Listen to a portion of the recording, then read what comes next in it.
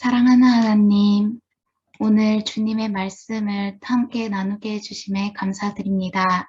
주님의 떡과 또 주님의 등불을 이 시간 함께 살펴보길 원합니다. 주님께서 십자가의 죽으심으로 우리를 예수님과 한 몸으로 연합하게 하셨고, 또 그 몸 안에서 우리 각 지체들 한 사람 한 사람을 균등하게 하시고, 또한 공평하게 사랑하시니 감사드립니다. 주님, 저희가 함께 나누며 떡을 떼며 교제하며 이 모든 일들이 오직 주님을 바라며 주님만을 묵상하며 주님을 사랑하며 하는 일들이 되게 해주시고, 이러한 삶을 통해서 그리스도인들이 각 세상에서 하나님의 빛으로서 그런 역할을 감당할 수 있게 이끌어 가주세요. 감사드립니다, 예수님. 예수님의 이름으로 기도드립니다. 아멘. 네.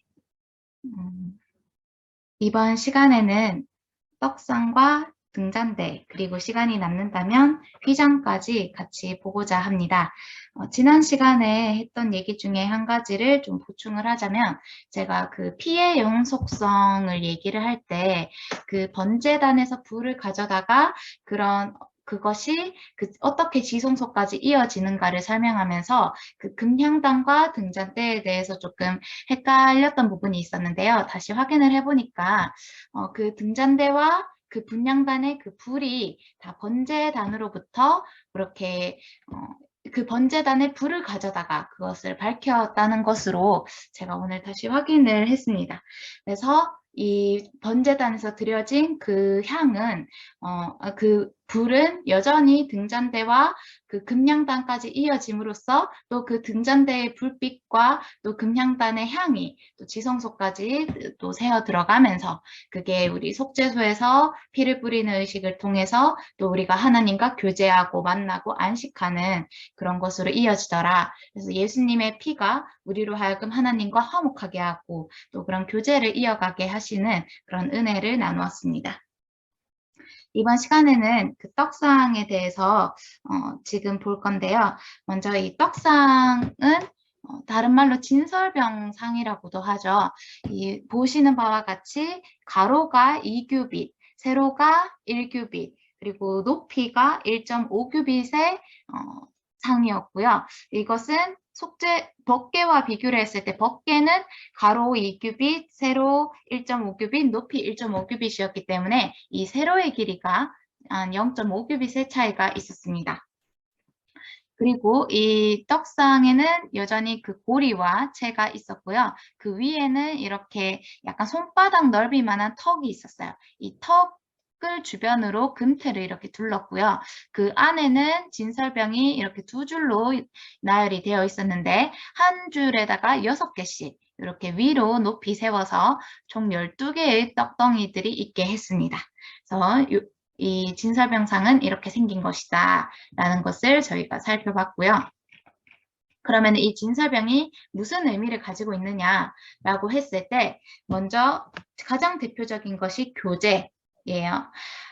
출애굽기 24장 11절에서 이 교제에 대한 장면이 또 나오죠. 하나님이 이스라엘 자손들의 존귀한 자들에게 손을 대지 아니하였고 그들은 하나님을 뵙고 먹고 마셨더라 라고 했을 때 이 뵙고 먹고 마셨다는 것이 하나님과의 교제를 또 의미하는 그런 장면이었고, 또 사무엘하 9장 10절에서 여기에서는 이제 무비보셋, 다윗과 무비보셋이 나옵니다. 여기에서 이 주인의 아들 무비보셋이라고 하는 것은 여기서 이것은 시바, 그 요나단, 그 사울 집안을 섬기던 그 종 시바에게 다윗이 하는 말이에요.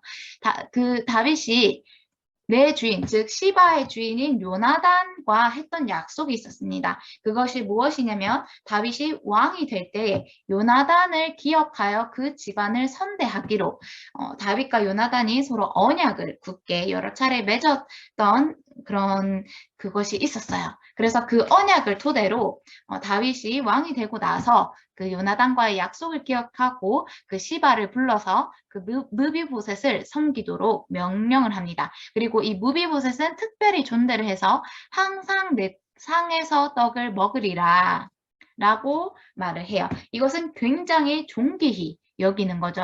항상 내 상에서 떡을 먹는다는 것은 그 사람이 그만큼 그 상의 주인과 친밀한 관계다라는 것을 입증하는 것이기 때문에 실제로 이것과 비슷한 장면이 어디에서 나오냐면 다니엘서에서 왕이 그런 떡 굽는 관원장과 그 술 붓는 그런 관원장에 대해서 노하여 감옥에 가두는 장면이 나와요. 근데 사실 그 두 사람이 우리가 생각하기엔 그냥 단순히 뭐 떡을 굽는 거고 단순히 술을 붓는 건데 그게 뭐 그리 대단해라고 생각할 수 있겠지만 그거는 왕의 상, 이게 어떻게 보면 덕국물을 탈 수도 있는 그런 왕의 상을 책임지는 것이기 때문에 굉장히 존귀한 그런 자리, 높은 자리였던 거예요. 그래서 그만큼 이 다윗 왕 이 시대에는 더더욱 함께 같은 상에서 떡을 먹는다는 게 의미가 깊었고 교제를 의미를 했습니다. 그리고 고린도전서 10장 20절, 21절에서도 이렇게 말씀을 하시죠. 하나님이 무릇 이방인이 제사하는 것은 귀신에게 하는 것이요 하나님께 제사하는 것이 아니니 나는 너희가 귀신과 교제하는 자가 되기를 원하지 아니하노라. 자, 보면요. 이 제사라는 것이 교제와 연결이 되어 있습니다. 이 제사가 무엇이냐면요. 밑에 가보면 21절에 너희가 주의 잔과 귀신의 잔을 겸하지 못하고 주의 식탁과 귀신의 식탁에 겸하여 참여하지 못한다. 즉, 이 잔과 식탁이라는 것이 제사와 관련되어 있고 이 제사는 교제와 관련되어 있다는 거예요. 그래서 이 식탁이라는 것도 하나님의 떡을 먹는 것이 하나님과 교제한다. 그런 것이 또 이렇게 이어져 있습니다. 그래서 시편 23편 5절에서도 원수의 목전에서 내게 상을 차려주시고 기름을 내 머리에 부으셨으니 내 잔이 넘치나이다. 이것도 다 먹는 것과 관련이 되어 있죠. 이 말씀 23편 5절을 보니까 또 마음에 은혜가 넘칩니다. 상을 차려주시고 기름을 머리에 부으시니 내 잔이 넘치나이다. 이 찬양 가사가 생각이 나네요. 어쨌든 그런 교제의 의미가 있었다는 것이죠. 그리고 이 떡상에서는 구성이 조각목으로 만들었어요. 조각목을 쳐서 거기에다가 숭금을 입혔고요. 그 태는 또 금태를 둘렀던 거예요. 이 고리와 채 이런 것 그리고 법궤와 같은 높이였다라는 것을 보면서 우리가 또 한번 묵상을 하게 되는 것은 예수님과 우리가 교제를 하는 그 수준이 이 교제를 한다고 했는데 그 수준의 높이가 속죄소의 크기, 즉 주안의 그 속죄소의 그런 넓이, 깊이, 높이, 그 언약계의 그런 온전함과 충만함까지는 이게 아더핑크 목사님 어떻게 말씀하시냐면 그 세로가 1규빗이라는 게 언약계는 1.5규빗이었는데 그것보다 짧았다는 것은 우리가 이렇게 하나님과 교제를 하는 떡에서 하나님과 교제를 하는 수준이 그런 주님의 온전함과 충만함까지는 아직 우리가 다 맛보지 못했다. 또 그런 식으로 해설을 하시더라고요. 어쨌든 뭐 이거는 아더핑크 목사님의 해설이니까 각자가 그렇게 생각을 하시면 될 것 같고 또 이 길이가 2규빗이었다는 것은 이것은 또 한편 뭐와 또 이어서 말씀을 하시냐면요. 아모스서 3장 3절 두 사람의 뜻이 같지 않은데 어찌 동행하겠으며 라는 것과 같이 이 가로 2규빗 세로 1규빗은 연합을 의미한다고 합니다. 이 각기 다른 두 사람이 세로 1규빗과 같이 한 마음으로 단합하는 것. 그러니까 이 교제라는 것은 즉슨 불화하는 곳에는 교제가 있을 수 없다는 거예요. 그죠? 이거에 대해서 사도 바울이 책망하는 장면이 서신서에서도 나오죠. 너희가 성찬을 할 때 서로 각기 가져다가 먹고 어떤 사람은 줄이고 어떤 사람은 배부르니 이것이 어떻게 주의 성찬이라고 할 수 있겠느냐. 그렇게 불화가 있고 하나가 되지 못하는데 그게 어떻게 주님의 잔을 함께 나누는 것이냐라고 책망을 하는 장면이 나오는데 그것과 같이 이 진설병에서 이게 1규빗이라는 것은 한편으로는 이런 하나가 되는 두 사람이 하나로 연합하는 그것을 상징하기도 한다라고 또 생각을 하시고요. 또 한 가지 짚고 넘어갈 부분은 이런 교제에 대해서는 고린도전서에서 얘기하듯이 반드시 거룩한 분리가 우선이 돼야 된다라는 것이죠. 이거는 추후에 또 계속 그 소재 관련해서 나누겠습니다. 어쨌든 그렇고요. 또 이 덮개를 보면 이동할 때, 이 떡상을 이동할 때는 어떻게 이동을 했는가를 살펴보자면 이것은요. 청색 보자기 를 먼저 씌우고 그 다음 홍색 보자기를 씌우고요. 그 위에 마지막으로 해달 가죽 덮개를 덮었습니다. 이거에 대해서 아더핑크 목사님은 그 전에 우리가 봤다시피 그런 같은 설명을 하십니다. 그게 뭐냐면 청색은 말 그대로 하늘에서 내려온 떡이라는 거죠. 예수님이. 그런데 이것이 홍색과 해달 가죽 덮개가 2중, 3중으로 겹쳐 있었기 때문에 이 청색 보자기를 바깥에서는 볼 수가 없었어요. 그렇다는 것은요, 예수님이 하늘에서 내려오신 분이라는 게 감추어진 비밀이었다는 거죠. 그걸 비록 예수님이 말씀은 하셨으나 그것을 받는 자가 많지 않았다는 거예요. 그래서 받는 자는 한정이 되어 있었다는 겁니다. 왜요? 사람들은 해달 가죽 덮개, 볼품없는 예수님의 그런 육신된 모양만 보고 예수님을 판단했기 때문에 그 안에 숨어있는 예수님의 신성을 알아보지 못했다는 겁니다. 그것이 덮개가 2중, 3중으로 겹쳐져 있는 것에서 우리가 발견할 수 있는 또 다른 어떤 경륜이 된다는 것이죠. 그리고 여기에서 이 홍색 보자기라는 것은요, 세상 영광의 상징이 되기도 합니다. 예수님이 십자가에서 흘리신 피를 상징하기도 하고요. 또 이 지상에서 받으실 영광을 상징하기도 하는데요. 이것에 대해서는 나중에 이 청색, 홍색, 자색 이 색깔에 대해서는 그런 휘장을 설명할 때 더 구체적으로 볼 거기 때문에 지금은 이렇게만 언급하고 넘어가겠습니다. 그리고 그렇게 해달은 또 방수성이 있었기 때문에 튼튼하게 했다. 튼튼하게 보호를 할 수 있었다라는 것이죠. 그리고 이 떡상의 장식을 보면요. 먼저는 금테두리가 있었습니다. 이 금테두리를 아더핑크 목사님은 영광의 면류관과 이어서 설명을 하세요. 베드로전서 5장 4절 그리하면 목자장이 나타나실 때에 시들지 아니하는 영광의 관을 얻으리라 라고 하실 때 이 영광의 관, 머리에 둘러쓰는 그 머리의 테두리, 이마의 테두리, 둘러쓰는 관, 그것이 떡상의 금테두리와 같다는 거죠. 즉 예수님은 떡상이신데 예수님은 떡이면서 떡상이신데 그 금을 두르신 분이라는 거죠. 목자장이 나타나실 때 영광의 관을 쓰고 오신다는 것이고 또 이 죽음의 고난을 받으신 그 예수님은 마침내 영광과 존귀로 관을 쓰셨다는 겁니다. 이것은 하나님의 은혜로 말미암아 모든 사람을 위하여 죽음을 맛보려 하심이고 또 시편 23편 3절의 말씀과 같이 내 영혼을 소생시키시고 자기의 이름을 위하여 의의 길로 인도하신다. 즉 이 영광의 면류관은요. 누구를 위해서? 자기 이름을 위해서 하나님의 거룩한 이름을 위해서 예수님이 이 모든 일을 하셨고 그것이 면류관으로 나타났다는 겁니다. 그 영광이요. 두 번째로는요. 이 손바닥 넓이만한 턱입니다. 이거는 신자의 보호를 또 의미하는 장면이에요.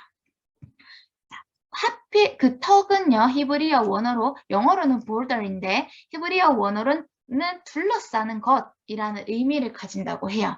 근데 이것이 같은 히브리어 단어가 어디에 또 쓰였냐면 사무엘하 22장 33절에서 이방인들이 쇠약하여 그들의 견고한 곳에서 떨며 나오리라 라는 구절에서 이 견고한 곳이라는 단어가 이 턱을 의미하는 둘러싸는 것의 히브리어 원어와 같은 단어라고 합니다. 즉 이 턱이라는 것은요. 둘러싸는 것이고요. 견고한 곳이라는 의미가 있다는 거예요. 그것은 보호를 의미한다는 겁니다. 그리고 여기에서 우리가 한 번 더 볼 부분은요. 왜 턱이 필요할까라는 것이죠. 이 턱은 진설병상은 그 자리에 고정되어 있었잖아요. 그러면 떡이 흔들릴 이유가 없는데 왜 거기에 턱이 둘러싸여 있었냐? 여기에 놀라운 장면이 있어요. 무엇이냐면요. 떡상에 있던 이 진설병은 떡은요. 이스라엘이 행진할 때도 성막에서 제거되지 않았습니다. 네. 너무 놀랍지 않습니까? 이 떡은요, 우리가 생각할 때, 그래, 이것을, 이렇게 떡을 없애고 이동할 때 떡상만 가지고 이동했을 거야, 라고 생각을 할 수가 있는데, 그렇지 않았다는 거죠. 그 떡을 그대로 놔둔 상태에서 거기에 덮개를 씌워서 이동을 했다는 겁니다. 이것은 무엇을 의미하느냐? 이 떡은 예수님은 하늘에서 내려오신 떡인데 이스라엘이 행진할 때도 함께 하셨다는 거예요. 그 떡을 제거하지 않았다는 겁니다. 그리고 그렇게 이동하는 가운데 그 턱이 둘러싸여 있어야 이것이 넘어지지 않고 이렇게 같이 이동을 할 수가 있었다는 거죠. 아더핑크 목사님은 이렇게 설명을 하십니다. 그리고 또 하필 그 턱의 크기를 뭐 규빗이나 암마나 이런 다른 치수로 설명을 하지 않고 굳이 손바닥 넓이만한 턱이라고 해요. 이 손바닥 넓이만 턱 자체가 보호하는 그런 기능을 가지고 있고요. 그 치수를 설명하는 것도 손바닥, 하나님의 손, 그런 우리를 보호하시는 하나님의 손과 연결지어서 이 설명이 되어 있다는 겁니다. 그리고 이 떡상은요, 금태와 이 상과 이것들이 고리가 하나로 다 이어져 있었어요.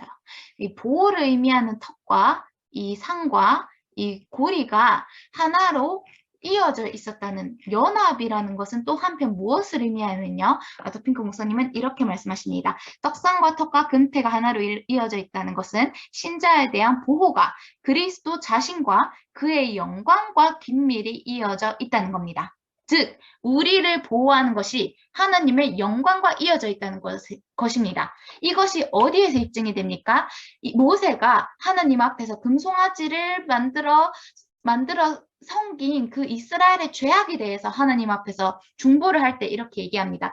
만약에 주께서 이 백성을 여기에서 멸하신다면 그것을 보는 이방 민족이 주를 가리켜서 그 백성을 멸망시키기 위해서 이 사람들을 인도하여 내었다라고 말하지 않겠습니까? 하나님의 거룩한 이름을 위해서라도 하나님의 영광을 위해서라도 주의 백성을 멸하지 말고 긍휼을 베풀어 달라. 이렇게 모세가 중보하는 장면이 나옵니다. 즉 이스라엘 백성을 인도해서 그 이스라엘 백성을 광야에서 먹이시고 입히시고 보호하시는 그 모든 것이 결국에는 하나님의 영광과 이어져 있다는 것입니다. 우리가 하나님 안에서 보전이 되고 하나님 안에서 인도함을 받고 하나님이 눈동자같이 우리를 지키시는 이 모든 것은 왜 그렇게 하나님이 그렇게까지 하시냐? 그것이 하나님의 뜻, 하나님의 영광, 하나님의 이름과 연결되어 있기 때문이에요. 왜요? 우리가 하나님의 이름으로 불리어진 자들이기 때문입니다. 우리를 세상에서 뭐라고 부르나요? 그리스도인이라고 부릅니다. 그리스도인, 그리스도를 섬기는 사람들. 우리에게는 하나님의 이름이 우리와 함께 하시는 거예요. 예수님을 섬기는 자들인 거예요. 예수쟁이라고 사람들이 우리를 조롱하죠. 근데 그 예수쟁이란 단어에 예수라는 이름이 포함되어 있잖아요. 우리는 하나님의 이름으로 불리는 자들입니다. 그래서 마지막 날에도 보면은 계시록이나 이사야서에서도 우리에게 새 이름을 주신다. 그리고 이 하나님의 이름과 그 거룩한 성의 새 이름을 새겨주신다. 라고 하는 장면이 곳곳에서 나오죠. 이것이 얼마나 우리의 특권입니까? 너무 감사하지 않습니까? 하나님이 우리를 그렇게 보호하시는 것이 하나님의 영광과 이어져 있대요. 이 우주를 창조하신 이 창조주 하나님의 그 영광, 그 위대한 영광이, 위대하신 주님의 영광이 고작 이 성도를 보호하는 것과 연결되어 있다는 것이 얼마나 하나님의 그런 자비하심과 겸손한 온유한 성품을 나타내는지 예레미야서 31장 36절에서 하나님은 이렇게까지 말씀하십니다. 이 법도가 내 앞에서 패할진대 이스라엘 자손도 내 앞에서 끊어져 영원히 나라가 되지 못하리라. 여호와의 말씀이니라. 아멘. 하나님의 복도는 하나님 앞에서 패할 수 있습니까? 아니요. 어제나 오늘이나 주의 말씀은 영원합니다. 하나님의 말씀은 영원해요. 근데 그것이 패하려면 이스라엘 자손이 내 앞에서 끊어지는 것이 그 법도가 패하는 것과 같은 일이라는 거예요. 33장 20절에서 21절 하나님께서 말씀하십니다. 너희가 능히 낮에 대한 나의 언약, 여호와 하나님, 밤에 대한 나의 언약을 깨뜨려 주야로 그 때를 잃게 할 수 있을진데 내 종 다윗에게 세운 나의 언약도 깨뜨려 그에게 그의 자리에 앉아 다스릴 아들이 없게 할 수 있겠으며 내가 나를 섬기는 레위인 제사장에게 세운 언약도 팔 수 있으리라. 25절 26절 여호와께서 이와 같이 말씀하시니라 내가 주야와 맺은 언약이 없다든지 천지의 법칙을 내가 정하지 아니하였다면 야곱과 내 종 다윗의 자손을 버리고 다시는 다윗의 자손 중에서 아브라함과 이삭과 야곱의 자손을 다스릴 자를 택하지 아니하리라. 그만큼 하나님이 이 백성에 대한 맹세하심은 확실하다는 거예요. 내가 그 포로된 자를 돌아오게 하고 그를 불쌍히 여기리라. 요한복음 10장 28절에서 하느님이 말씀하십니다. 내가 그들에게 영생을 주노니 영원히 멸망하지 아니할 것이요 또 그들을 내 손에서 빼앗을 자가 없느니라. 아멘. 내 손에서. 이 턱이 어땠다고요? 손바닥 넓이만 했대요. 근데 이 손에서 하나님의 백성을 빼앗을 자가 아무도 있다 없다? 없다는 겁니다. 이 하나님의 약속은 마치 천지의 법칙을 하나님이 정한 것과 같은 증이라는 거예요. 할렐루야. 하나님께 모든 감사를 올려드립니다. 네. 그렇게 이 떡상을 저희가 봤고요. 그러면 이 떡상이 무엇을 놔뒀느냐? 떡상에는 그 내용물은 진설병이 있었습니다. 이 진설병은 어떻게 진설했냐면 레위기서 24장 5절에서 9절을 보면요. 너는 고운 가루를 가져다가 떡 12개를 굽되 각 덩이를 10분의 2 에바로 하여 요압 순결한 상 위에 두 줄로 한 줄에 6씩 진설하고 아까 봤던 그림과 같죠.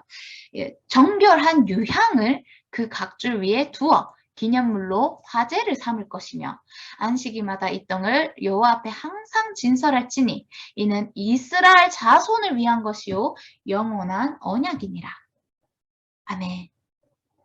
자, 이 떡이요 누구를 위한 거래요? 이스라엘 자손을 위한 거래요. 근데 안식일이 누구를 위한다고 했습니까? 이스라엘 자손, 즉 우리를 위한다고 했어요. 근데 이 안식일마다 떡을 진설했는데요. 이 안식일마다 떡을 진설한 것이 이스라엘 자손을 위한 것이다. 즉 안식일에 떡이 있는 것은 이스라엘 자손을 위한 것이다. 예수님이 말씀하신 그 말씀이시죠. 안식일이 너희가 안식일을 위하여 있는 것이 아니라 안식일이 너희를 위하여 있는 것이다. 인자는 안식일의 주인이다. 아멘. 왜 안식일의 주인입니까? 예수님이 여호와 하나님이시잖아요. 그리고 이 여기에서 10분의 2라는 에바에 대해서 아더핑크 목사님은 이렇게 말씀을 하세요. 무엇이냐? 이 10분의 2라는 것은요. 두 오멜을 의미합니다. 10분의 1 에바가 한 오멜이래요. 그래서 레위기서 24장 5절 여기에서 이것은 한 오멜이 뭐였습니까? 만나의 1인분이었잖아요. 만나를 주워 담는 인당 1인분의 양이 한 오멜이었는데 그리고 그랬는데 여기에서 이 진설병은요. 두 오멜로 만들었습니다. 이것은요. 그리스도가 각각 두 존재, 하나님과 그의 자녀에게 기쁨이 된다는 것을 의미한다라고 아더핑크 목사님은 설명을 하십니다. 그렇게까지 생각할 수 있을까 싶지만 또 그만큼 그 메시지에 또 저희가 집중을 해서 묵상을 한다면 그것을 단순히 뭐 이렇게까지 설명해 하고 무시하고 넘어가는 것보다 더 많은 영적인 유익이 우리에게 있을 줄 알고 이런 것을 제가 전달을 드립니다. 그래서 이 이라는 것이 예수님께서 하느님 그리고 우리에게 기쁨이 되셨다. 그래서 이 두 오멜로 이 진설병을 꾸었다라고 이제 아더핑크 목사님은 말씀을 하시는데요. 그거에 대해서 레위기서 21장 21절에서 이것은 하나님께 음식을 드린다는 거예요. 그러니까 이 떡은요. 우리를 보세요. 이 떡을 먹는 사람이 누구였습니까? 첫 번째로는 하나님께 드리는 음식이었어요. 두 번째는요. 이 아론과 그의 자손이 또 이 떡을 물린 떡을 먹었어요. 제사장이 먹는 떡이었어요. 그래서 이 떡은 첫째는 하나님께 드리는 것이었고 두 번째는 제사장에게 주는 떡이었습니다. 제사장은 오늘날 우리가 왕과 제사장이라고 하셨는데 예수님께서 이것은 우리를 의미하기도 하죠. 그래서 예수님은 떡이신데 먼저는 하나님을 위해 그리고 우리를 위한 떡이시다. 그래서 10분의 2 에바다라는 것입니다. 이렇게 진설을 했고 또 이 위에 정결한 유향을 뿌렸는데요. 이 정결한 유향을 하니까 생각나는 장면이 없습니까? 네. 마태복음 26장 7절에서 한 여자가 매우 귀한 향유 한 옥합을 가지고 와서 식사하시는 예수의 머리에 부었답니다. 예수님은 하늘의 떡인데요. 생명의 떡인데요. 그 떡에 향유를 부었대요. 떡에 향유를 부었는데 그게 뭐와 겹쳐요? 이 떡상에 있는 진설병 위에 정결한 유향을 두어서 기념물로 삼았다는 거예요. 그래서 예수님이 이 여자의 행위에 대해서 뭐라고 말씀하십니까? 이 여자가 한 일을 성경에 기록하여 영원한 기념이 되게 하라고 하셨죠. 이 복음이 전파되는 어디에서든지 이 여자가 한 행위도 같이 전파되게 하라고 하셨어요. 기념이 되게 하셨어요. 왜요? 이 진설병 위에 유향을 둔 것이요. 하나님 여호와 앞에 기념물이기 때문이에요. 그래서 이 여자가 예수님 머리 위에 부었던 그 향유한 한옥컵도 영원한 기념물로서 성경에 기록이 된 겁니다. 할렐루야. 이렇게 예수님은 말씀 하나하나를 물리적으로도 성취를 하셨어요. 너무 놀랍지 않습니까? 이 여기서 나와 있는 유향이요. 그냥 써져 있는 게 아니었어요. 마태복음에서 그냥 유향을 부은 게 아니었습니다. 이렇게 또 장면이 이어지는 거예요. 여기서 또 한편이 너무나도 감동이 되어지는 거죠. 그리고 이것은 여호와 앞에 항상 있었다. 예수님은 부활하시고 승천하셔서 지금도 하나님의 보좌 앞에 항상 있으시죠. 또 이렇게 그리스도께서 하나님과 우리를 위해서 베푸신 그런 은혜, 그리고 은혜와 진리가 충만하시다는 것을 이 진설 방법을 통해서 레위기서 24장 5절에서 6절, 9절까지의 말씀을 통해서 봤고요.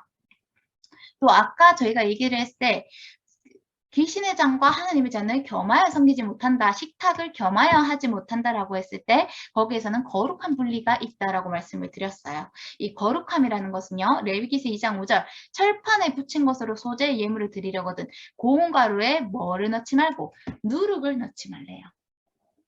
그렇다면 우리가 알 수 있는 것은 떡상에 있던 그 12덩이의 떡도 누룩을 넣었을까요? 안 넣었을까요? 넣지 않았겠죠. 왜요? 이 누룩은 사람의 계명을 가리키기도 하고 죄를 가리키기도 하는데 하나님 앞에선 온전히 순전하고 신령한 음식을 드려야 된다는 거예요. 하나님은 거룩하신 분입니다. 누룩이 섞이지 않는 거룩, 누룩 없는 거룩이 바로 하나님의 성품이기 때문이에요. 그래서 우리가 성찬, 떡을 떼는 것도 먼저 자기 자신을 살피고 그 후에야 떡을 먹을지니라고 신약에서도 말씀을 하죠. 그래서 제사장 아론의 자손 중에 흠이 있는 자는 화제를 드리지 못한다고 합니다. 흠이 있으면요 하나님께 음식을 드리지 못한대요. 반드시 이런 하나님을 섬기고 교제를 하는 것은 누룩과 흠이 없는 상태에서 섬겨야 되는 그것은 오직 예수님의 보배로운 피로 가능한 것이죠. 그래서 흠 없고 점 없는 어린 양을 제물로 하는 것도 하나님 앞에 거룩함을 지키기 위해서잖아요. 그래서 골로새서 1장 22절에 예수님이 말씀하십니다. 이제는 그의 육체의 죽음으로 말미암아 화목하게 하사 이 화목이 propitiate 만족하게 하다 그 의미라는 걸 지난 시간에 봤죠. 너희를 거룩하고 흠없고 책망할 것이 없는 자로 그 앞에 세우고자. 자, 거룩하고 흠없고 책망할 것이 없는 자라고 하니까 마치 우리가 뭐와 같습니까? 거룩하고 흠없고 누룩 없는 진설병과 같다는 거예요. 우리가 진설병으로서 진설병은 어디에 놔뒀습니까? 하나님 앞에 항상 놔뒀대요. 우리 또한 그런 진설병으로서 하나님 앞에 세우고자 예수님이 그 육체의 죽음을 죽으셨다는 거예요. 할렐루야. 우리 또한 하나님 앞에 드려지는 그런 예물이라는 겁니다. 그리고요, 이 거룩함뿐만이 아니라 이 진설병은 하나됨의 의미도 가지고 있습니다. 진설병은요, 출애굽기 25장 30절에 나와 있는 이 원어상 의미로는 얼굴의 빵을 의미하는 단어예요. 얼굴의 빵이래요. 얼굴이래요. 그러면서 이 성구사전을 찾아보면 이 단어는 무엇을 의미하냐면 바늘 구멍이 뽁뽁뽁 난 캐로드 과자를 의미한다고 해요. 구멍이 뻑뻑뻑 났대요. 근데 이것이 핑크 목사님이 보시기에 마치 예수님이 십자가에서 못 박혀 죽으신 그러한 고난을 상징하는 바늘구멍이라고도 생각을 하십니다. 또 저는 생각이 나는 게 이 구멍이라는 단어에서 우리가 출애굽기 21장의 의로운 종을 완전한 종을 살펴볼 때 그 종이 평생 상전을 섬기기로 맹세를 하게 되면 귀에 구멍을 뚫었죠. 그것도 저는 생각이 나더라고요. 그래서 예수님은 세상의 생명을 위한 내 살로서 이렇게 죽으셨고 이런 우리가 떼는 떡도 그리스도의 몸에 참여를 하는데 중요한 것은 이 떡은 하나라는 거예요. 이 성찬은요 각각 자기의 떡을 가지고 먹는 것이 아니라 예수님이 하신 성찬은 하나의 떡을 가지고 그것을 나눠서 나눠 떼어 먹은 것이 성찬이었어요. 그 떡은 한 떡에서 나눠진 것이었거든요. 그것은 즉슨 많은 우리가 한 몸이라는 것입니다. 왜요? 우리가 다 한 떡에 참여하거든요. 우리가 성령의 은사를 가져요. 어떤 사람은 방언, 어떤 사람은 가르침에, 어떤 사람은 섬김과 예언과 병고침과 다스림, 그런 모든 은사가 각각 있는데요. 그런 사도와 선생과 교사와 그런 섬기는 자들, 위로하는 자들, 이런 모든 은사들은요, 사실은 한 성령에서 주어진 것이다 라고 고린도전서 12장에서 설명을 하고 있죠. 즉 고린도전서에서는 10장에서도 그렇고 12장에서도 그렇고 우리는 다 한 몸이다. 성령의 은사를 각기 가졌으나 그것은 한 성령으로 말미암은 것이다 라는 것을 강조를 하고 있는 것입니다. 이것은 또 한편 진설병은요. 그 12개가 있었지만 그 12개는 그런 10분의 2 에바에서 나누어진 것들이고, 그리고 이것은 크기가 같았어요. 각각.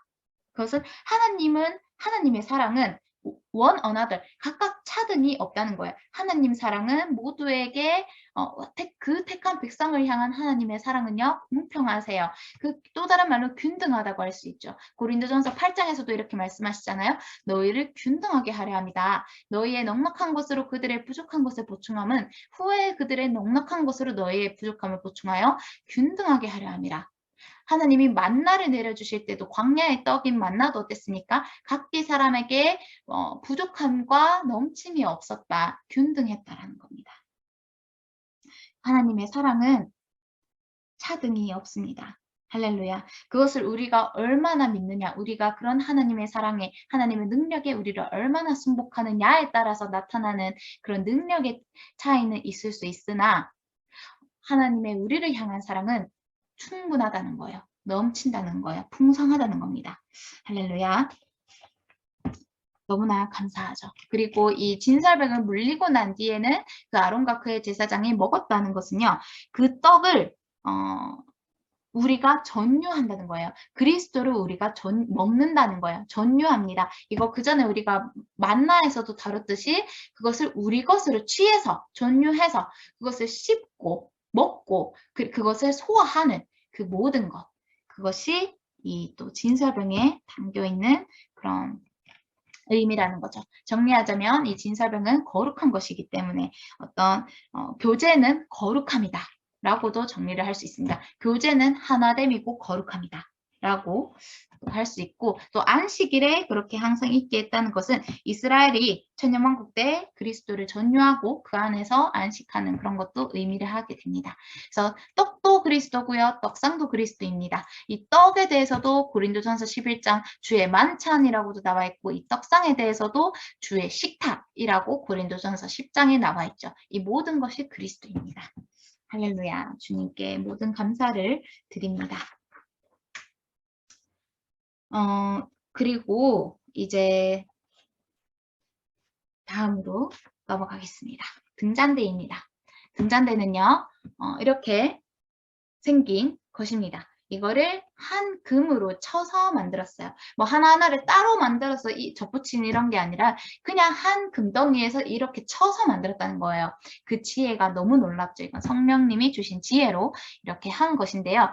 이 등잔대에 담겨있는 하나님의 비밀도 너무나도 놀랍습니다. 여기서 보면은 7개의 그런 잔이 있었고요. 이거를 나중에 더 크게 볼 텐데 여기에서 또 살구 열매와 관련이 있습니다. 총 7줄기가 있었고요. 이것이 하나의 그런 꽃받침에서 이렇게 2줄기가 나오는 이러한 모양을 가지고 있었습니다.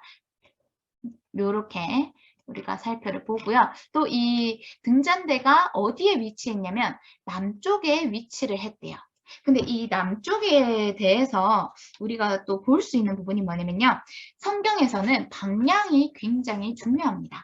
동서남북 이 사방 바람에 불어올 때라고 그런 동풍이서 메뚜기가 날라오고 뭐 예수님이 오신 그런 동문, 이 성막의 유일한 출입문인 동문은 또 동쪽에 있고 그렇다는 거죠. 근데 이 등잔대는요 남쪽에 위치해 있었어요. 그리고 북쪽은 또 성경 말씀에 어떤 게 있냐면 북에서 이렇게 하나님의 심판 도구가 내려오는 그런 장면도 있죠. 그러면 히브리어로 각각이 무엇을 의미하느냐? 서쪽은요, 번영과 축복의 방향이라고 할 수 있어요. 이것은 출애굽기 10장 19절, 신명기 33장 23절, 요수아서 8장 12절, 이사야서 59장 19절을 참조하시면 됩니다. 그리고 반대편인 동쪽은요, 극심한 고통과 거룩한 심판을 상징합니다. 놀랍지 않습니까? 동문은 마냥 좋은 건 줄 알았는데 그것은요, 고통과 심판을 의미하는 히브리어 단어라고 해요. 그런 상징이라고 합니다. 이것은 창세기 3장 24절, 그런 에덴의 동쪽에 두루도는 불칼을 두어 지키게 하신 것, 그리고 그런 예수님이 십자가를 지신 그 골고다 언덕, 그 성문의 출입구 방향, 그런 것도 다 생각을 해봤을 때 그런 상징성이 있다는 것이고, 북쪽은 히브리어로 알기 어려움, 어둠이란 뜻을 가지고 있다고 해요. 그래서 어둠이란 단어를 가지고 있는 게 히브리어로 북쪽이란 단어라고 합니다. 즉 악이 나오는 방향이라는 거죠. 그리고 이 북쪽과 반대 방향이 되는 것이 바로 이 남쪽인데요. 이것은 따뜻함, 빛, 축복 이런 단어를 뜻한대요. 히브리어 단어로는 정확하게 밝음 또는 광채를 뜻한다고 합니다. 그리고요, 이 등잔대를 통해서 우리가 또 삼위의 하느님을 만나볼 건데요. 먼저 이 구조가 완벽하게 예수 그리스도의 모형 이 된다는 것이죠. 여기서 민수기 17장 8절을 보면 이튿날 모세가 증거의 장막에 들어가 본즉 레위 집을 위하여 낸 아론의 지팡이에 우미 돋고 순이 나고 꽃이 피어서 살구 열매가 열렸더라 라는 부분이 나와요. 이것은 그 아론의 지팡이에 대해서 저희가 그전에 본 적이 있었죠. 그런 부활 관련해서 그거를 제가 등잔대를 하면서도 한 번 더 언급을 하겠다고 말씀을 드렸는데요. 이 등잔대는요, 이렇게 줄기가 있고, 이렇게 가지가, 이 줄기에서 가지가 나오고요. 한 꽃받침에서 가지 2개가 연하여 이렇게 나도록 했고, 거기에 잔 위에 꽃받침 위에 이 살구꽃을 열리게 이렇게 만들었습니다. 이게 하나로 이어져 있었죠. 근데 보세요. 여기에 있는 이런 장과 꽃받침과 꽃이 이 삼중적인 이 모양이 마치 뭐와 같습니까? 지팡이에 우미 돋고 순이 나고 꽃이 피어서 살구 열매가 열리는 것과 같은 음과 순과 꽃과 살구 열매가 또 이렇게 이어지지 않습니까? 이게 비례가 되잖아요. 음은 뭐 예를 들어 잔이랑 순은 꽃받침과 꽃은 꽃과 이 살구 열매는 그 등불의 등 이런 식으로 이게 이렇게 매칭이 된다는 거죠. 아더핑크 목사님이 설명하시기로는. 그리고 이 순금을 만들 때 이거를 금을 두들겨서 쳐서 만들었잖아요. 이것은 마치 예수님께서 지대한 대가와 고통을 치르시고 우리를 구원하신 것을 연상시킵니다. 순금이 그냥 만들어진 게 아니에요. 땅땅땅 엄청나게 두드리고 친 거예요. 우리가 반석을 할 때도 봤듯이 그 반석도 쳤을 때 물이 나왔잖아요. 예수님의 고난을 상징한다는 겁니다. 이것과도 대조되는 장면이요. 그런 출애굽기 32장 4절에서 금송아지를 만들 때 아론이 모세한테 이렇게 변명을 해요. 내가 이 금덩어리를 던졌더니 이 금송아지가 튀어나왔다. 이런 식으로 말을 하거든요. 그거는 되게 쉽고 가볍게 만든 것처럼 그렇게 얘기해요. 그냥 내가 뚝 던졌는데 불에 던졌는데 이 송아지 모양이 나왔다. 이런 식으로 변명하는 장면이 나오는데 이거에 대해서 아더핑크 목사님은 이 등잔대는 이렇게 두들겨 쳐서 만들었으나 금송아지에 대해서는 그렇게 묘사가 된 것이 마치 인간의 생각으로 고안한 모든 우상은 빠르고 쉽게 만들 수 있으나 하나님이 계획하신 이런 것들은 굉장히 섬세하고 정교하고 그리고 대가가 치러지는 은혜다라는 것을 한 번 더 강조를 하십니다. 그리고요, 이 살구 열매 자체를 보자면요. 이 등잔대는 살구 열매가 25장 출애굽기 25장 34절에 등잔대 줄기에는 살구꽃 형상의 잔댓과 꽃받침과 꽃이 있게 하고 이런 표현이 있거든요. 그 살구가 무엇이냐? 이것은 히브리어로 경계하다라는 의미가 있습니다. 예레미야서 1장 11절 12절에서도 보면 예레미야가 봤던 환상이 살구나무 가지를 보았대요. 이것에 대해서 여호와께서 내게 이르시되 잘 보았도다. 이는 내가 내 말을 지켜 그대로 이루려 함이니라 라고 말을 하는 장면이 나와요. 이것이 어떻게 보면 약간 언어 유희를 이용한 그런 말씀이에요. 우리 한국어로 봤을 때는 이게 무슨 의미지라고 할 수 있는데요. 그거에 대한 난해주, 그 밑에 달린 그런 각주를 보면요. 이게 이렇게 되어 있습니다. 히브리어로 살구나무라는 말과 지킨다는 말의 의미 비슷하대요. 그래서 이 살구에는 어떤 지킨다, 내 말을 지킨다. 그리고 원어적으로는 진짜 원어적으로는 경계하다라는 의미가 있다고 합니다. 그리고 두 번째로 이 살구염에는요, 부활의 표상이 됩니다. 이 아론의 지팡이가 죽어있는 나뭇가지에서 싹이 난 것 자체가 부활을 의미한 것과 같이 예수님도 주 앞에서 자라나기를 연한 순 같은데 마른 땅에서 나온 뿌리와 같다는 거예요. 그리고 줄기에서 한 싹이 나오고 그 뿌리에서 가지가 나서 결실한다. 이것이 그 아론의 지팡이에서 나타난 그 장면과 이게 약간 묘하게 오버랩이 되는 부분이죠. 그리고 죽은 자 가운데서 다시 살아나서 잠자는 자들의 첫 열매, 그런 살구 열매가 맺힌 것과 같이 첫 열매가 되셨다라는 겁니다. 그래서 이런 부활의 표상이 되기도 하고요. 그런 아론의 지팡이 사건을 기억해 봤을 때, 그리고 이런 이사야서 말씀을 봤을 때 그렇다는 것이고요. 그래서 이 등잔대가, 이 모양이, 이 구조가 그리스도의 죽음과 부활을 상징하기도 한다. 그 한편으로는 그 등잔대에 있는 7 등불, 7 잔에 대해서는 우리가 이것을 성령의 사역과 연결지어서 볼 수가 있습니다. 너무나도 놀라운 게요. 이 이사야서 11장이 너무 놀라워요. 그의 위에 여호와의 영, 이 여호와의 영은요, 어떤 6가지로 설명이 되어 있어요. 지혜와 총명 2개, 모략과 재능 2개, 지식과 여호와를 경외하는 영 2개, 각각 6개로 설명이 되어 있는데요. 그것이 또한 여호와의 영이라는 거예요. 자, 우리가 다시 여기 가보겠습니다. 자, 여기에서 이게 7개 등불이라는 건 7개의 영을 의미하기도 하는데요. 계시록에 봤을 때 그것이 이 여호와의 영, 이 줄기가 되는 이 여호와의 영은 각각 어떤 성질이 있느냐 라고 아도핑크 목사님은 설명하시냐면 이 여호와의 영은요, 지혜와 총명, 그리고 모략과 재능, 지식과 여호와를 경외하는 영, 이것으로 이 영이 있다는 겁니다. 그것이 이사야서 11장 2절과 이 등잔대의 7 영이 이어진다는 거예요. 이건 좀 놀라운 설명인 것 같아요. 참고하시고요. 자, 그리고 계시록 4장 5절에서도 보좌 백현 등불 7이 있으니 이 등불 7은 하나님의 7 영이라. 하나님의 영은 성령이시죠.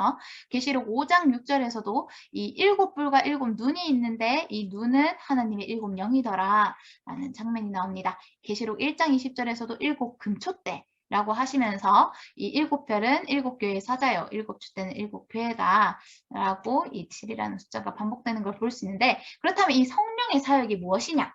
관계성을 살펴볼 거예요. 첫 번째는 등잔대 자체, 그리고 두 번째는 진설병과 이 등잔대의 관계는 무엇이냐, 분향단과 등잔대의 관계는 무엇인가, 하나님 앞에서 성령의 사역은 무엇인가를 볼 거예요. 먼저 등잔대 자체로는요, 이것은 영광과 관련이 되어 있습니다. 오직 성령으로만 우리는 예수님의 영광을 볼 수 있어요. 이 등불은 등잔대 자체를, 등불이 무엇을 비추고 있냐? 등잔대의 등불은 먼저는 등잔대 자신을 비추고 있죠. 그것은 성령으로 예수님의 영광을 보는 것이고요. 두 번째로는 그 맞은편에 있는 떡상을 비추고 있어요. 진리의 성령이 오시면 그가 너희를 모든 진리 가운데로 인도하리니 그가 스스로 말하지 않고 오직 들은 것을 말하며 장리를 너에게 알리시리라. 즉, 두 번째 진설병과의 관계성은요, 진리, 예수님의 말씀입니다. 우리 오직 성령으로만 예수님의 말씀을 보고 깨달을 수 있다는 거예요. 그리고 그래서 이런 예언과 등불이 같이 연결돼서 말씀한 부분이 베드로후서 1장 19절에 있죠. 등불이 떠오르기까지, 등불이 비추기까지, 무엇을? 예언을, 말씀을 비추기까지 너희가 주의하는 것이 옳다. 세 번째, 분향단은요, 또 등잔대와 어떤 관계가 있냐면 등불을 손질할 때, 등잔대에서 등불을 손질할 때 분향단의 향을 살랐다고 해요. 아침마다. 그리고 아침 저녁마다 했는데 저녁 때 또 등불을 켤 때 또 이 분향의 향을 살랐다고 합니다. 이것은 무엇을 의미하냐면요, 오직 성령으로만 우리가 하나님 마음에 합한 기도를 할 수 있다는 거예요. 향이 무엇을 의미하는데요? 성도들의 기도를 의미하거든요. 그건 계시록에 나와 있죠. 그리고 또 한편으로는 이것은 또 지성소를 향하는 길을 비추는데요. 등잔대의 등불은 여호와 앞에 등잔대의 불을 켜니 라고 출애굽기 40장 25절에 말씀을 하고 있습니다. 이것은 하나님과 함께하는 통치를 가리키는 거예요. 즉 요약하자면요. 이 등불에 있는 이 성령님은요. 오직 성령으로만 예수님의 영광을 보고 예수님의 말씀을 듣고 깨닫고 하나님 마음에 합한 기도를 할 수 있고 하나님과 함께 통치를 할 수 있다는 겁니다. 영광, 말씀, 기도, 통치 이것이 이 각각의 키워드가 되겠습니다. 네, 그렇고요. 그렇다면 그런 성령이 우리에게 들어오시면 그 등불이 우리 마음에 비추시면 우리에게 어떤 변화가 있느냐, 어떠한 은혜가 있느냐라는 것에서 이거를 세 가지로 살펴볼 수가 있어요. 첫 번째, 책망을 받는 모든 것은 빛으로 말미암아 드러나게 됩니다. 이것은 우리에게 잠자는 자를 깨우는 역할을 하게 돼요. 죽은 자가 살아나는 역할을 합니다. 이것은 우리의 죄를 조명하시고 우리가 하나님 앞에 더욱더 정결한 신부로서 흠과 점 없이 보존되게 하는 역할을 합니다. 그리고 두 번째로는 이 말씀으로 선한 행실, 우리는 세상의 빛으로서 산 위에 있는 동네가 숨겨지지 못하고 등불을 켜서 등경 위에 두는 것은 마치 세상 사람들이 우리의 착한 행실을 보고 하늘에 계신 너희 아버지께 영광을 돌리게 하는 역할을 해요. 그리고요, 이 빛은요, 또 영광의 풍성함을 가리키기도 합니다. 어두운 데에 빛이라 말씀하셨던 그 하나님께서 예수님 얼굴에 있는 하나님의 영광을 아는 빛을 우리 마음에 주셨다. 그리고 우리 마음의 눈을 밝히사, 라이트죠. 이 밝히게 되면은 우리가 영광의 풍성함을 알게 된다라고 에베소서 1장 18절에서 말씀하시고 잠언 4장 18절에서도 의인의 길은 돋는 햇살 같아서 한낮에 광명에 이른다는 겁니다. 더욱 밝아진다는 거예요. 의로운 자는 더 의롭게 하신다는 겁니다. 그 풍성함이 그 빛에 있다는 겁니다. 그런데 이 등잔대가 성경에서 나타나는 장면은요. 굉장히 두려운 장면들입니다. 왜냐? 등잔대가 촛대가 나타나는 것은 하나님의 심판과 늘 연결이 되어 있었거든요. 이 등잔대는 메노라라는 단어인데 이게 또 촛대 캔들라이트라고도 번역이 되어 있어요. 영어 성경에서는. 그런데 이 사무엘상 3장에 보면은 하나님의 등불은 아직 꺼지지 아니하였으며 이때 사무엘이 하나님의 개인은 여호와의 전안에 누웠을 때 하나님이 사무엘에게 나타나시고 엘리 집에 대한 심판을 말씀하십니다. 등불이 나타났던 이 사무엘의 장면에서 여기서는 엘리 집에 대한 심판이 나오는 장면이고 다니엘서 5장에서도 그때 사람의 손가락들이 나타나서 왕궁 촛대 맞은편 석회벽에 글자를 쓰는데 왕이 그 글자 쓰는 손가락을 본지라 그 글자가 무엇이었습니까? 다니엘이 해석하기를 메네메네 데겔 우바르신 왕을 저울에 달아보았더니 부족함이 발견되었고 그래서 왕의 횟수를 끝내었다. 하나님께서 그것을 끝마치셨다. 즉 왕의 심판을 선고하는 그 글자가 촛대 맞은편 석회벽에 써졌죠. 여기서도 굳이 촛대라는 단어가 등장하는 것이 의미심장합니다. 그래서 이 등불과 촛대는 하나님의 심판과 연결된 것이고요. 실제로 계시록에서도 하나님이 7교회의 사자에게 명령하는 그 편지에서도 촛대를 그 자리에서 옮기겠다라고 하셨을 때 그것은 하나님의 영을 걷어가시겠다. 그 교회에 대한 심판을 말씀하시는 장면이 나오지요. 그리고 또 여기에서 우리가 볼 수 있는 것은요. 빛의 속성이에요. 이 빛의 속성 두 가지로 볼 건데요. 첫 번째, 사중적 모형이 있습니다. 요한일서 1장 5절에서 하나님은 빛이십니다. 어둠이 조금도 없으세요. 거룩하신 하나님이십니다. 이 빛은요. 공의로우시고 거룩하신 하나님의 속성을 나타내는 거예요. 하나님이 빛이시에요. 또 요한복음 8장 12절에서 예수님이 세상의 빛이시래요. 계시록 4장 5절에서도 등불 7은 하나님의 영, 성령님이시래요. 그러니까 이 말씀 세 가지에서만 볼 수 있는 것은 빛은요. 하나님이시면서 예수님이시면서 성령님이시라는 거예요. 그리고 또 마지막 하나, 너희는 세상의 빛이라. 우리도 세상에 빛이 된다는 겁니다. 사중적인 성취예요. 하나님, 예수님, 성령님, 우리, 빛으로서의 우리라는 겁니다. 그래서 이것이 총체적으로 드러난 모양이요. 계시록 1장 14절에서 16절 그 예수님이 등장하시는 장면에서 그의 머리와 털의 희기, 그러니까 흰 양털, 뭔가 눈부신 장면이죠.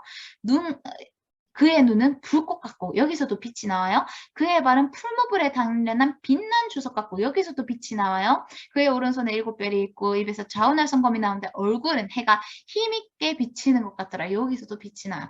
총체적으로 이 빛이 등장한다는 겁니다. 이 빛이 무엇인데요? 공의예요. 하나님의 거룩하심이에요. 아까 우리가 봤을 때 어둠이 조금 더 없으시다는 거예요. 빛이시기 때문에. 빛이 비치되 어둠이 깨닫지 못합니다. 그리고 예수님을 믿는 자는 어둠에 거하지 않는다는 거예요. 네. 이게 너무 놀라운 게 여기서 또 이 어둠이란 단어가 무엇이 생각나요? 아까 우리가 히브리어로 동서남북을 봤을 때 북쪽이 의미하는 단어가 뭐였습니까? 그런 어떤 심판과 북쪽은 히브리어로 알기 어려움 또는 어둠이란 뜻을 가지고 했잖아요. 남과 북은 서로 대칭이 되는 방향입니다. 그 어둠을 가리키는 북의 반대말인 남쪽은 빛이란 단어. 이 빛으로 세상에 왔다는 거죠. 그리고 이것은 거룩하고 공의롭기 때문에 이 번개도 빛이잖아요. 근데 이 번개가 세계를 비추고 땅이 흔들리고 움직였다. 번개가 세계를 비추니 땅이 보고 떨었다. 번개를 번쩍이사 원수들을 흩으시며 주의 화살을 쏘아 그들을 무찌르소서.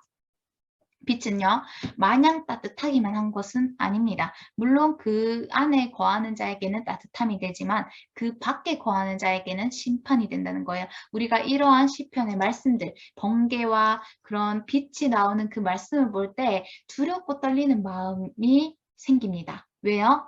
빛은요, 공의이기 때문이에요. 그런즉 우리가 어떠한 자가 되어야 마땅하뇨? 하나님은 어둠과 섞일 수가 없는 분이십니다. 이 누룩을 섞일 수 없는 분이에요. 우리도 그러한 존재로서 세상의 빛으로서 우리에게 어떠한 어둠도 있지 않도록 날마다 빛 가운데로 나아가야 함을 이 성경 말씀을 통해서 깨닫습니다. 그것에 대한 또 하나님 말씀은 양면성이 있다고 했죠. 그것이 안 되었을 때 그것이 빛이 온전히 지켜지지 못했을 때 그 건너편엔 무엇이 있느냐? 번개가 있다는 거예요. 번개의 빛이 있다는 거예요. 세계를 비추고 심판하는 그 빛을 우리는 마땅히 묵상을 해봐야 될 것 같습니다. 네, 할렐루야. 이런 하나님께 또 이런 빛으로 오신 예수님께 모든 영광을 드리면서요. 또 그 다음 휘장에 대해서도 들어가 보겠습니다. 이 휘장은요, 열폭 휘장입니다. 이 성막을 덮는 그 덮개가, 성막을 덮는 그 덮개를 가리키는 거예요. 성소와 지성소를 막는 그 칸 막는 휘장이 아니라요, 그 성막을 덮었던 그 널판 위를 덮었던 휘장들을 살펴볼 거예요. 성막 위는요, 크게, 이제 4가지로 덮여 있었죠. 이렇게 보시면요.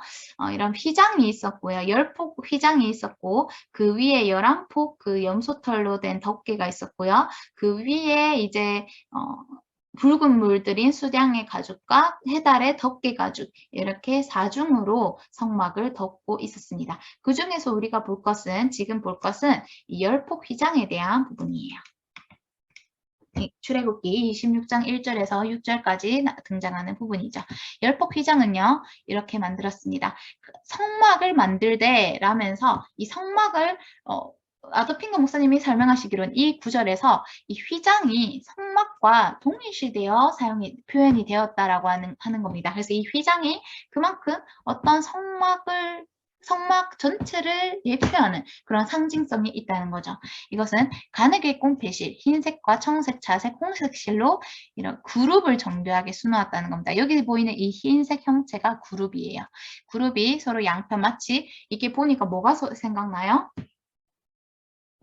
네, 그 속죄소의 시은자에서 두 그룹이 마주보고 있는 그런 장면을 연상시키죠. 이렇게 찬란하게 정교하게 이 휘장을 만들었습니다.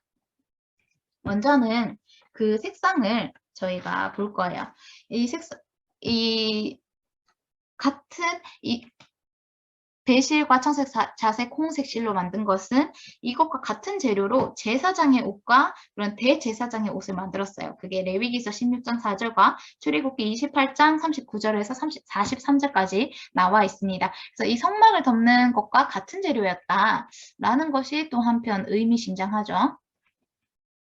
자, 이 색상은 첫 번째 흰색이 있었습니다. 이것은 가늘게 꼰 배실인데요. 이 흰색이라는 것이 순결함을 상징하는 거죠. 여기서 우리가 하나 더 묵상할 부분은 이것입니다. 이사야서 보면 우리의 의는 더러운 옷 같대요. 그래서 우리의 의는 더러운 누더기와 같다는 겁니다. 우리의 죄악이 묻어 있다는 거예요. 우리가 무엇을 하든지요. 근데 하나님이 우리에게 입히시는 그 흰 세마포 옷은요. 빛나고 깨끗한 것이고요. 성도들의 옳은 행실이에요. 여기서 우리가 봐야 될 부분은 이겁니다. 우리의 의는 우리로 말미암은 의는 더러운 누더기와 같다는 거예요. 근데 하나님이 입히시는 건 성도들의 옳은 행실인데 이때는 빛나고 깨끗한 무슨 차이가 있을까요? 네, 여기에서의 흰색은요. impartation, 전이된 흰색인 거예요. 우리로 말미암은 것이 아니에요. 여기에서의 이 옳은 행실은요. 오직 예수님으로 말미암은 의 가운데에서 예수님 안에서 성령의 능력으로 그렇게 나타냈던 그것이 세마포 옷으로 형상화된 것입니다. 세마포는요, 그리스도의 의로 말미암은 행실입니다. 그리고 이것은 이 흰색은 그냥 흰색이 아니라는 절대 더럽혀질 수 없는 절대적인 완전성, 순결함을 뜻하는 아까 우리가 빛을 봤잖아요. 그 빛에는 어둠이 섞일 수 있었습니까? 아니요. 섞일 수가 없었어요. 이처럼 우리도 우리의 두루마기를 날마다 예수님의 보혈로 빨아야 된다는 거예요. 이것을 말씀으로 깨끗게 해야 된다는 겁니다. 여기서의 이 흰색은요. 단순한 그런 흰색이 더럽혀질 수 있는 흰색이 아닙니다. 그것을 허락한 흰색이 아닌 예수님으로 말미암은 온전한 흰색이에요. 그 전이를 우리는 생각을 해야 됩니다. 그 거룩함을 지켜야 된다는 거죠. 자, 그리고 이 두 번째 청색에 대해서 우리가 그 보자기, 순청색 보자기 이런 거 할 때 제가 여기서 좀 더 구체적으로 보겠다고 했는데요. 이것은 청옥을 편 듯한 그런 하늘 색깔이다. 예수님은 아버지의 집, 아버지의 뜻에 온전히 진심이셨다라는 것, 그것을 또 가리키는 부분이고요. 자색이라는 것은 군인들이 가시나무로 관을 엮어 머리에 씌우고 자색 옷을 입혔대요. 사실 이 자색은요, 영광, 왕을 상징하는 색깔이에요. 지상의 영광이죠. 그래서 계시록에서도 봐도 여자가 어떤 세상의 권세를 나타내는 그런 여잔데요. 짐승을 탔기 때문에. 근데 자줏빛과 붉은빛 옷을 입었대요. 일종의 권세를 가지고 있었다는 거죠. 이 자색은요, 지상의 권세와 영광. 그래서 이 군인들이 이때 예수님께 자색 옷을 입혔을 땐 유대인의 왕이요. 그걸 조롱하기 위해서 일부러 왕을 상징하는 자색 옷을 입혔던 거죠. 그러면서 이런 자색, 이것은 다른 말로는 자주색, 뭐 우리가 봤을 때는 보라색이라 쉽게 얘기하면 그렇게 표현을 할 수 있겠죠. 그래서 그것은 그런 왕을 나타내는 색깔이다. 그리고 이제 홍색은요. 이건 제가 좀 이렇게 사진을 추가했습니다. 이게 너무 흥미로운 부분은 이 홍색과 같은 단어가 시편 22편 6절에 쓰였대요. 나는 벌레요. 사람이 아니라 사람의 비방거리요 백성의 조롱거리이니다 라고 했을 때 이 벌레는요. 진홍벌레, 주홍벌레를 의미하는 거예요. 이게 그 성경 휘장에 만들 때 만든 그 홍색 실과 같은 단어래요. 놀랍지 않습니까? 이 홍색은 이게 그 히브리어로는 어떻게 발음해야 되지? 톨라스 샤니라고 발음을 하는데요. 영어로는 이게 코치닐이라고 합니다. 이것이 주홍벌레를 의미하는 단어예요. 그 주홍벌레를 가리키는 이 히브리어 단어가 다른 홍색이라는 뜻을 가지고 있대요. 왜냐? 실제로 이 홍색 염료는요, 이 진홍벌레로부터 추출을 했거든요. 그래서 제가 사진을 가져왔습니다. 짜라란. 여기에서 이게 굉장히 붉은 염료가 보이죠? 이게 이 벌레를 어떻게 이렇게 좀 작업을 해서 가공을 해서 만들어진 것이 이 붉은 염료예요. 이것이 성경에서 말하는 그런 홍색실, 홍색으로 붉은 물들이 순양 가죽을 할 때 그런 염료라고 볼 수가 있고요. 그 앞에 있는 이 산딸기 같이 생긴 이것이 진홍벌레예요. 딱 봐도 빨갛고 딱 봐도 염색으로 쓰일만 하지 않습니까? 이게 되게 사진으로는 너무 귀엽게 나왔죠. 저는 이걸 보면서 산딸기가 생각났는데요. 어쨌든 이 염색의 원료로 쓰이는 이 벌레가 실제로 있었다. 이것을 성경의 시편 22편 6절에 등장하는 그 벌레다라는 것을 알려드립니다. 그리고 이것은 또 피 색깔이기도 하죠. 그래서 계시록 19장 13절 그가 피 뿌린 옷을 입었는데 그 이름은 하나님의 말씀이라 칭하더라. 그래서 이 홍색이라는 것은 예수님의 고난을 의미하기도 한다. 그러면서 한편으로는 또 이게 지상의 영광을 나타나기도 한다. 이 자색과 마찬가지로 여자가 입었던 그 붉은빛 옷과 같이 그렇다는 겁니다. 네, 벌레 너무 귀엽게 생긴 모양입니다. 어쨌든 그렇고요.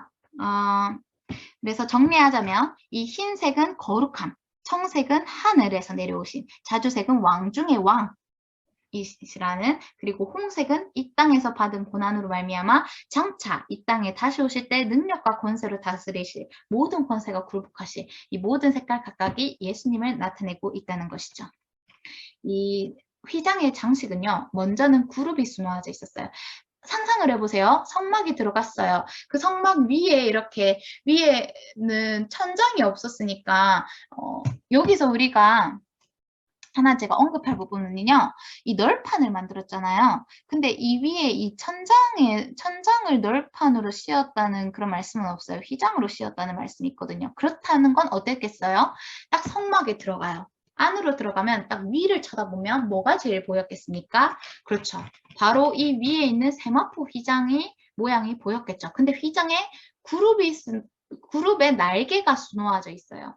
이것이 마치 무엇을 연상시키냐면 성막 안에 들어갔을 때 우리가 주의 날개 아래 거하는 그것이 형상화되어 있다는 거예요. 위를 쳐다보니까 주님의 날개가 쫙 펼쳐져 있어요. 그것이 마치 시편의 말씀. 나를 눈동자같이 지키시고 주의 날개 그늘 아래에 감추사. 61편 4절. 영원히 주의 장막에 머물며 내가 주의 날개 아래로 피하리로다. 그러니까 이게 너무 재밌는 게요. 이때는 이게 실제였어요. 주의 날개 아래로 피한다는 것이 실제 장면이었어요. 휘장에 주의 날개가 수놓아져 있었잖아요. 주의 장막에 61편 4절도 물리적인 성전이 실체화되는 거예요. 이게. 아니 하나님 말씀이 얼마나 놀랍고 신실하십니까? 영원히 주의 장막에 머무는데 그 장막이 어떤 곳이에요? 주의 날개가 새겨진 휘장으로 새겨진 곳이에요. 그 아래로 피한다는 것, 즉 성막 안으로 피한다는 겁니다. 91편 4절 너를 그의 깃으로 덮으시리니 그의 날개에 피하리로다. 즉 우리가 피하는 피난처가 어디입니까? 지존자의 그 그늘이 어디예요? 성막 안이에요. 그곳은 하나님 품 안입니다. 그의 진실함은 방패와 손방패가 여기서도 손방패가 되신다잖아요. 아까 우리가 떡상에서도 그 금태가 손바닥 넓이만한 그런 턱이었다. 그리고 하나님의 손으로 우리를 지키시는 할렐루야. 그리고 두 번째, 이 그룹 자체가 그룹을 수놓았다고 했는데 그 그룹이 천상의 계열에서 최상위층에 속하는 그런 어떤 지위다라고 아더피크 목사님 말씀하시거든요. 성경에서 천사, 스랍, 그룹, 뭐 내생물 이런 게 나오잖아요. 그래서 요한복음 5장 22절, 27절에 보면은 그런 심판하는 권한에 대해서 예수님이 말씀하시는 장면이 있습니다. 그래서 이 그룹은 사법적인 권세가 있었어요. 실제로 예수님이 이 땅에 다시 오실 때 천사를 보내어 이 신부를 불러 모으시죠. 그리고 그 휴거는 다른 한편으로 이 땅에 본격적인 심판, 대환란이 시작되는 것을 의미하기도 합니다. 그 대환란이 7년인지 3년 반인지는 의견이 분분해서 여기에서는 다루지는 않겠습니다. 어쨌거나 그런 사법적 권세, 또 한편으로 이 사법적 권세가 어디서 나타나냐면 창세기에서 그 에덴 동산을 지키는 두루도는 불칼과 그룹을 두어 지키게 하시죠. 그런 사법적인 권세가 가지고 있었다라는 것이죠. 그리고요. 네. 그리고 이 크기와 폭은 28규빗이었고 매 폭의 길이가 28규빗이었고 폭이 10폭이 있었는데 이 10폭을 5폭과 5폭 사이에 그런 청색 고리와 금 갈고리로 이것을 이었어요. 여기서 얘기하는 4는요. 땅에서의 완성, 7은요. 완전수죠.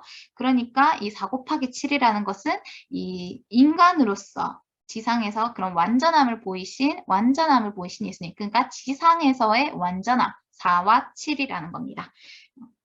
그리고 이 10폭이라는 것은 5 더하기 5로서 이 10이라는 것 자체가 인간의 책임과 의무를 가리키기도 하고 또 계시록에서 또 마지막 그 10발가락 그런 것도 다 세상의 수 이런 인간의 책임이죠. 그랬는데 이게 5가 2번 반복된다는 것은 5가 또 다른 숫자 5는 은혜를 가리키는 숫자잖아요. 그러니까 이것은 한편으로 무엇을 연상시키냐. 휘장에 5폭, 2폭이 있는 게 맞지. 10계명에 5계명이 각각 2 돌판에 적혀 있는 것과 같다는 거예요. 5계명, 5계명 이 2개가 하나 10계명으로 돌판으로 새겨졌던 것 같이 폭도 이 휘장도 5폭씩이 이렇게 고리와 갈고리로 이어져 있었다는 거죠. 그래서 이 처음에 5는 하나님을 향한 우리의 의무, 그 다음 5는 사람 이웃을 향한 우리의 의무, 하나님과 이웃을 사랑하는 우리의 의무를 가리킨다는 겁니다. 그리고 또 한편으로는 그리스도의 중보 사역이죠. 한편은 하나님을 위해서, 한편은 사람을 위해서 이렇게 두 휘장을 이으시는 그리스도의 그런 십자가, 그것을 가리키기도 합니다. 네, 그리고요, 그래서 아더 핑크 목사님은 이 길이 28규빗이 그리스도의 전체 인생의 행로, 즉 생애를 가리키는 그런 길이, 인간으로서의 완전함이었다. 그 초림하셨을 때 그 길이를 나타내는 거고 이 너비는 예수님의 성품과 관련된 것이었다라고 또 말씀을 합니다. 그리고 여기에 청색 고리와 금 갈고리가 있었어요. 청색과 금은 다 뭐와 관련돼 있어요? 하나님과 관련돼 있죠. 금은 하나님의 영광, 청색은 하나님이 계신 그 하늘, heaven이죠. 예수님의 모든 사역은 하나님의 영광과 연결돼 있다는 거예요. 우리 두 휘장을 이으실 때, 우리를 하나님과 화목하게 하실 때, 이스라엘과 이방인을 한 몸으로 이으실 때, 그 모든 연결은요, 청색과 금색, 즉 하나님의 영광을 위해서 그 모든 일을 이루셨다는 겁니다. 때가 아직 낮음에 나를 보내신 이의 일을 하겠다고 예수님은 말씀하시죠. 예수님의 심판은요, 나의 뜻이 아닌 나를 보내신 뜻대로 하는 겁니다. 예수님은 아무것도 스스로 하지 않으시고 하나님 뜻대로만 하셨다는 겁니다. 그래서 요한복음 12장 48절 50절에서도 하나님께서 예수님께 말할 것과 이룰 것을 친히 명령하여 주셨다는 겁니다. 그 명령이 영생이라는 것이죠. 네, 이렇게 휘장을 받고 우리가 여기 이 휘장을 통해서 묵상해 볼 것은 이 휘장, 주님의 날개를 보려면 우리의 고개가 어디를 향해야 돼요? 아래를 향하는 것이 아니라 위를 바라봐야 이 하나님의 날개를 볼 수가 있었어요. 그 날개 품을 볼 수 있었어요. 우리는 위를 바라보는 자입니다. 우리의 시선은 하나님께 고정이 되어야 하는 거죠. 그리고 여기서 있는 또 하나의 경륜. 2중, 3중, 4중으로 덮개를 씌웠기 때문에 밖에서는 뭐만 볼 수 있었다? 해달의 가죽만 볼 수 있었다. 마치 성막의 기구들을 이동할 때 그 덮었던 그 덮개들이 마지막엔 해달의 가죽으로 덮었기 때문에 사람들이 볼 수 있는 것은 그런 어떤 그냥 약간 별로 흠모할 것이 없는 그런 모양이었으나 사실 그 안에 있는 순청색 보자기, 그 안에 있는 그 기구는 가리어져 있고 숨겨져 있는 그런 하나님의 뜻이 이렇게 감추어져 있었다. 하나님의 영광이 그렇다는 것은 하나님의 뜻은 오직 성령으로 계시받는 자만이 알 수가 있다는 거죠. 그 안에 거하는 자만, 성막 안에 들어가는 자만이 이 휘장을 볼 수 있었다는 겁니다. 네, 오늘은 여기 염소털 휘장까지만 하고 마치겠습니다. 이거를 제1휘장이라고 하면요, 요 두 가지를 가리킵니다. 제1휘장은 이 실들로 깨어 만든 요것이고요. 두 번째 제2휘장은 염소털로 만든 휘장이고, 그 다음에 이거를 덮개라고 부르거든요. covering이라고 하는 거죠. 근데 요것들은 텐트라고 부르기도 합니다. 영어로는요. 근데 이 염소털 여기 사진에서는 흰색인데요. 아더핑크 목사님은 이거를 검은색으로 설명을 하시더라고요. 이게 좀 흥미로웠어요. 왜냐? 염소털이 등장하는 장면이 두 가지가 나오거든요. 장면이 세 개가 나와요. 뭐냐면 첫 번째는 아가서 1장 5절에 예루살렘 딸들아 내가 비록 거무나 아름다우니 계달의 장막, 이 계달의 장막이 이거거든요. 이 계달의 장막 같을지라도 솔로몬의 휘장과도 같구나. 이게 검은색이었다는 거죠. 6장 5절에 너의 머리털은 길르한 산기슭에 누운 염소떼 같고, 머리털은 여기서 얘기하는 머리털이 흰색은 아니었을 거 아니에요. 그러니까 이 염소떼 같은 머리털은 무엇이냐? 염소털 이 검은색을 가리킨다는 거죠. 그리고 또 실제로도 미갈이 그런 다윗을 대피시키기 위해서 우상을 가져다가 침상에 누웠을 때 염소털로 엮은 것을 머리에 씌웠어요. 즉 이때 검은색 털이었다는 거죠. 그래서 어쩌면은 이 휘장은 염소가 검은색 염소도 있고 흰색 염소도 있지만 이게 그런 검은색이었을 수도 있다라고 아더핑크 목사님은 말씀을 하십니다. 그리고 이 염소제물은요, 특이하게도 이런 절기의 각 속죄제와 개인의 속죄제물로 쓰이는 동물이었는데 성경에 등장할 때는 좀 부정한 일과 연관이 되어 있었어요.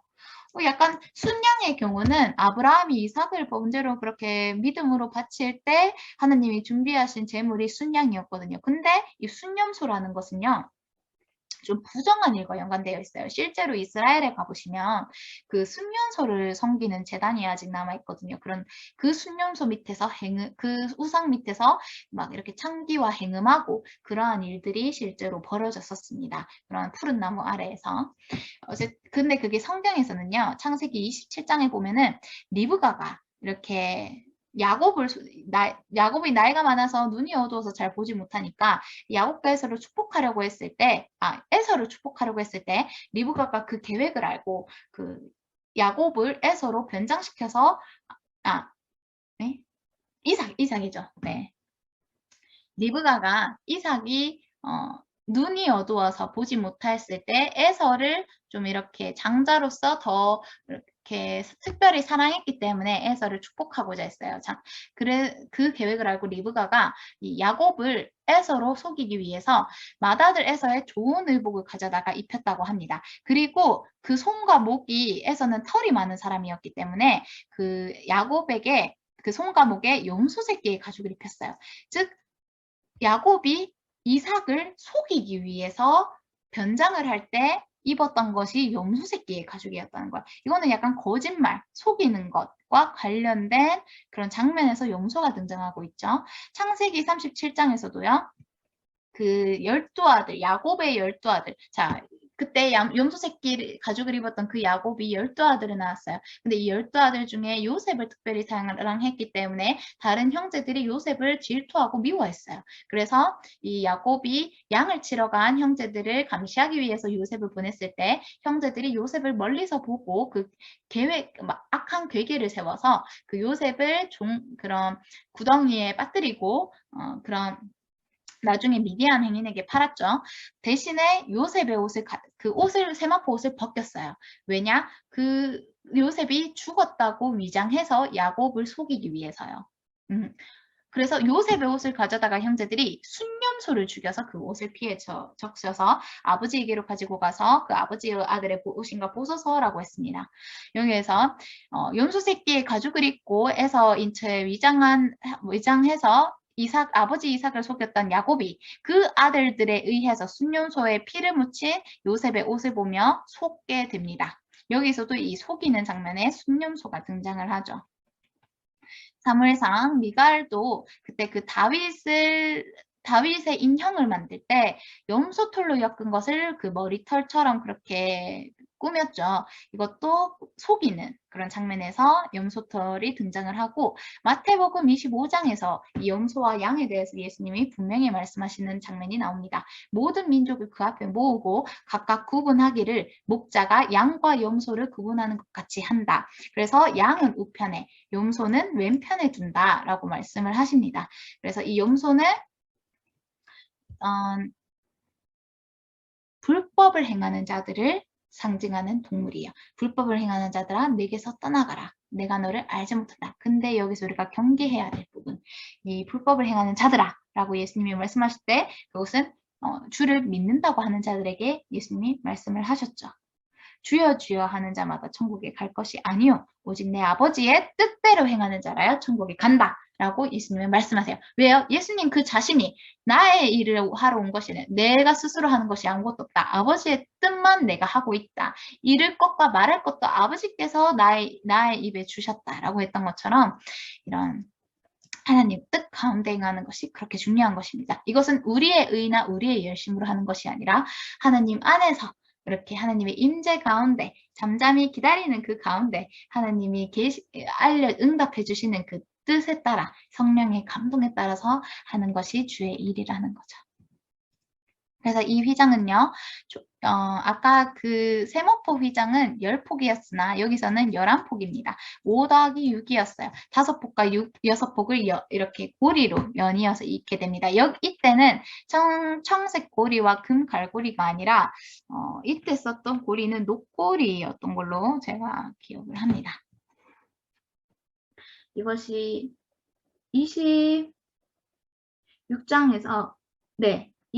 출애굽기 26장 11절 놋 갈고리 쉰개를 만들었다라고 이때는 놋이었죠. 이 놋은 나중에 우리가 놋재단할 때 볼 거지만 그런 심판, 진노를 나타내는 그런 재료입니다.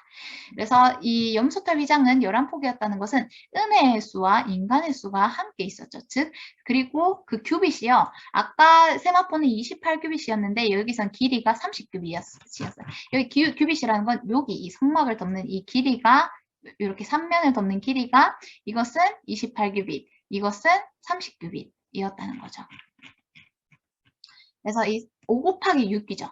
놀랍지 않습니까? 11폭 5 더하기 6이죠. 30규빗 5 곱하기 6, 5와 6이라는 숫자가 반복되는데 이것은 즉 예수님의 신성과 인성이 이렇게 결합된 흰배실과 검은 휘장 이렇게 결합된 그런 것을 나타낸다는 것입니다. 그리고 그 위에 덮은 붉은 물들인 순양 가죽은요. 이제 염소털 휘장 위에 순양 가죽이 덮게 됩니다. 이것은 하나님을 향한 온전한 헌신, 예수님의 헌신을 가리키게 돼요. 창세기 22장 13절에서도 아브라함이 번제를 드릴 때, 즉 하나님께 온전한 헌신을 드릴 때, 아들을 헤렘으로 바칠 때 그때 그렇게 순양이 나타나고요. 출애굽기 29장에서도 아론의 위임식 순양, 그 대제사장을 위임하는 그때도 순양이 제물로 나옵니다. 시편 114편 6절에서도 너희 산들아 순양들 같이 뛰놀며 작은 산들아 어린 양들 같이 뛰노면 어찌함인가 라는 것처럼 이 순양은 좀 힘을 상징하기도 한다는 거죠. 네, 그렇고요. 그래서 그 마지막에 덮은 것은 해달 가죽이었습니다. 네, 이때는 커버링이죠. 그런 어떤 이 순양 가죽과 해달 가죽은 커버링이죠. 그 전까지 휘장은 텐트였고요. 여기서는요, 해달 가죽은 아까 그 전에 설명했듯이 기온 변화에 강한 것이고 에스겔서의 그런 물대지로 번역이 되어 있던 그것이었다라는 것입니다. 그래서 이 주된 특징으로는 이 성막을 덮는 이 curtains라는 것이 원어로는 예리오드라고 합니다. 이 히브리어로는 예리오드라고 하는데 이게 떨다, 흔들리다 라는 의미를 가지고 있대요. 즉 이것은 주를 경외하는 그리스도의 하나님을 향한 경외심을 나타내는 것이 이 막이었다. 성막이 그리스도를 나타내는데 그리스도의 성품 중에서 하나님을 향한 헌신과 경외를 나타냈다라고 아더 핑크 목사님은 설명을 하십니다. 그리고 이 성막의 이런 막들을, 휘장들을 여자가 짰죠. 즉 이런 여자가 이 막을 짰다는 것은 여자의 후손으로 오실 그리스도를 예표하기도 한다라는 것입니다. 그런데 우리가 볼 수 있는 거는 이동할 때 보는 것은 가장 바깥의 막뿐이다. 근데 우리는 그 안에 있는 내밀한 하나님과의 교제와 임재와 그것을 누리고 있는가? 너는 진정으로 하나님을 야다, 아는 자인가? 라는 것을 우리가 묵상해 볼 수 있습니다. 그래서 이번 시간에는 여기까지 하고요. 다음 시간에는 이런 널판과 널판과 그 다음에 있는 그런 놋재단에 대해서 살펴보겠습니다. 그래서 앞으로 남아있는 성막 기구들이 어떤 게 있는지 잠시 말씀을 드리자면요. 널판, 은받침, 그 널판의 받침이죠. 그리고 지성소와 성소의 기둥 휘장, 그리고 놋재단, 그다음 바깥들에 대해서 이렇게 살펴보겠습니다. 네, 이번 시간은 여기까지 이렇게 하고요. 우리가 이런 성소를 묵상을 하면서 하나님께 시선을 고정하고 주님의 은혜와 진리를 누리는 한 주간이 되시길 바라겠습니다. 오늘 이 시간을 허락해 주신 하나님께 모든 감사를 드립니다. 할렐루야.